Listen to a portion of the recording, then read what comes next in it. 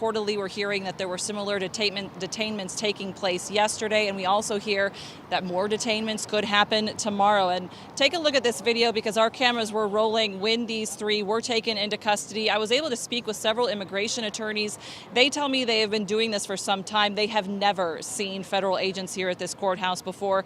There was about a dozen watching from the parking garage this afternoon. And I'm also told that agents were also possibly inside the building, some possibly relaying information to the agents outside.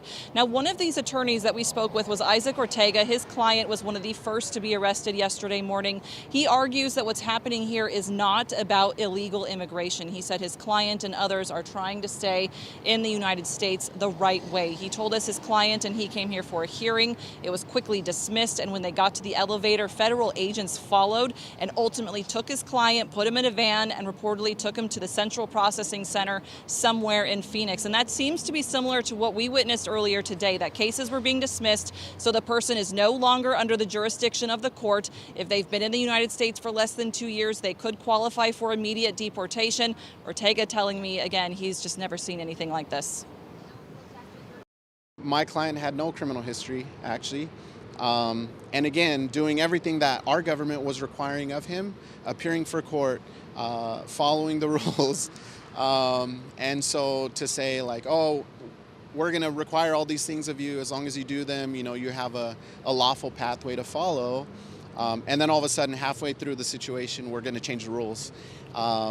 That's what's the most frustrating, because it's, you know, it's like playing a game and halfway through the game, they change the rules and there's no way for you to win. Now, as you saw in that video, there was a large crowd of people here earlier today. They were showing their support for those who were being detained. They also wanted to be here to send a warning to let others know what exactly was happening. We did also reach out to ICE. They tell us that since President Trump took office, agents have a new guidance that permits actions like what we saw today happening in and near courthouses. ICE also saying that this is meant to avoid unnecessarily alarming the public or disrupting court operations. Again, as I mentioned earlier, it does sound like more possibly could be happening tomorrow. We will be following this, so you can stay with 12 News on air and online for the latest. Reporting live, Jay Cunningham, 12 News.